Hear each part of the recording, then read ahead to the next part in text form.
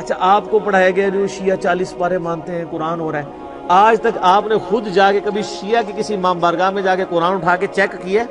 Propaganda چلتا ہے سر. جب آپ اس طرح کے جھوٹے پراپیگنڈے کرتے ہیں نا، پھر اس کا نقصان یہ ہوتا ہے کہ جو مخالف ہے نا وہ اپنے اس عقیدے میں اور کانفیڈنٹ ہو جاتا ہے کہ یہ تو ہے ہی اتنے جاہل ہیں، جو اتنے جھوٹے ہمارے اوپر الزامات لگا رہے ہیں، تو ان کی باقی باتیں بھی غلطی ہوں. بسم اللہ الرحمن الرحیم. السلام علیکم دوستو. یہ محمد علی مرزا صاحب جاہل بھی ہیں اور جھوٹے بھی ہیں، اور کس طرح الزام لگا رہے کہ جناب علی یہ جھوٹ باندھتے ہیں، پروپیگنڈا کرتے ہیں، اور امام بارگاہ میں جا کے دیکھیں کہ یہی قرآن ہوگا. مرزا صاحب آپ ایک تو جاہل ہیں، دوسرے بہت جھوٹے ہیں. یہ ان کی معتبر ترین کتاب ہے الاصول من الکافی.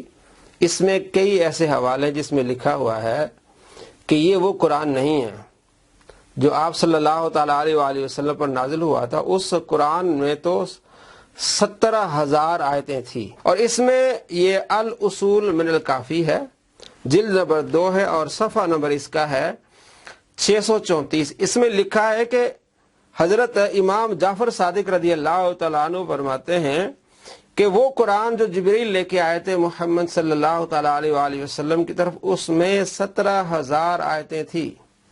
موجودہ جو ہمارے پاس قرآن موجود ہے اس میں 6,000 کچھ آیتیں ہیں، اور جس میں 17,000 آیتیں ہوں تو پھر وہ یہ تو 30 سپارے ہیں نا، وہ تو 70 سپارے تک چلا جائے گا. آپ تو 40 کہہ رہے ہیں.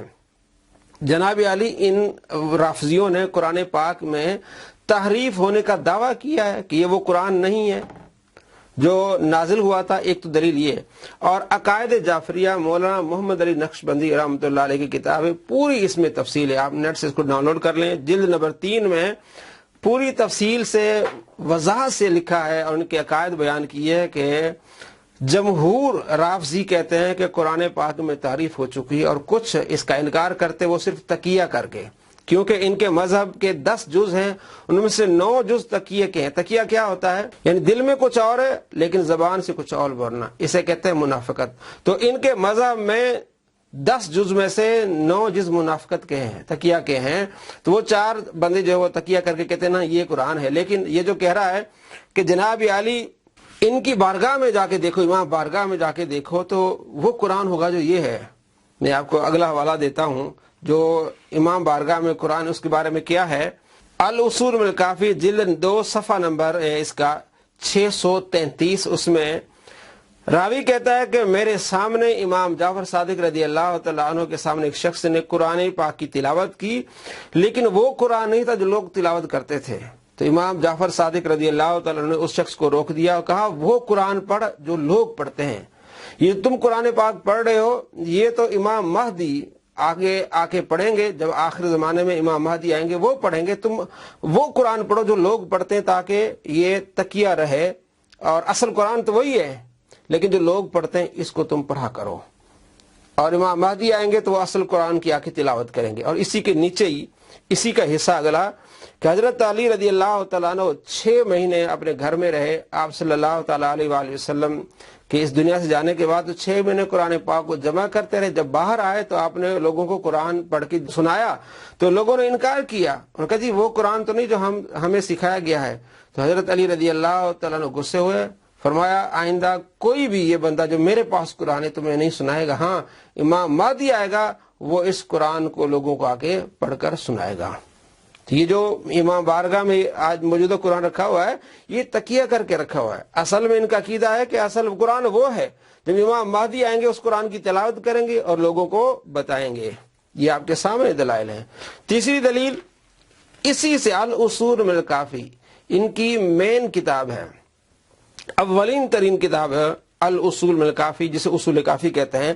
صفحہ نمبر 631 اور جلد اس کی ہے 2. اس میں امام علی رضی اللہ تعالیٰ حضرت علی رضی اللہ تعالیٰ سے روایت ہے کہ آپ فرماتے ہیں سورہ بینہ میں 70 قریش کے نام تھے.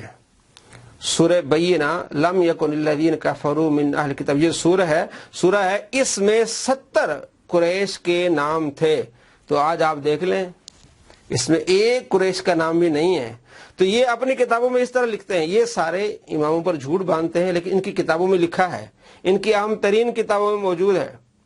یہ کہتے ہیں ایک سورہ نورین تھی اور ایک سورہ ولایہ تھی، اور قرآن پاک کی بہت ساری آیات کے درمیان کہتے ہیں کہ یہاں جو ہے وہ اہل بیت کا ذکر تھا۔ کہتے ہیں قرآن کے 3 حصے تھے اور اس میں تیسرا حصہ صرف اہل بیت کے ذکر میں تھا جو یہاں موجود نہیں ہے۔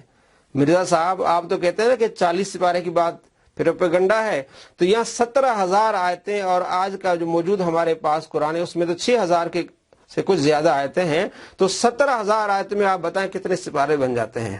دوستو ان کا عقیدہ ہے رافضیوں کا کہ قرآن پاک میں تعریف ہوئی ہے، اور اس کی پوری تفصیل عقائد جعفریہ جلد 100 میں آپ پڑھ سکتے ہیں، ان کے تمام دلائل اور ان کے جوابات اور ان کی کتابوں کے مکمل حوالے۔ تو مرزا صاحب جھوٹے بھی ہیں اور جاہل بھی ہیں۔ السلام علیکم ورحمۃ اللہ وبرکاتہ۔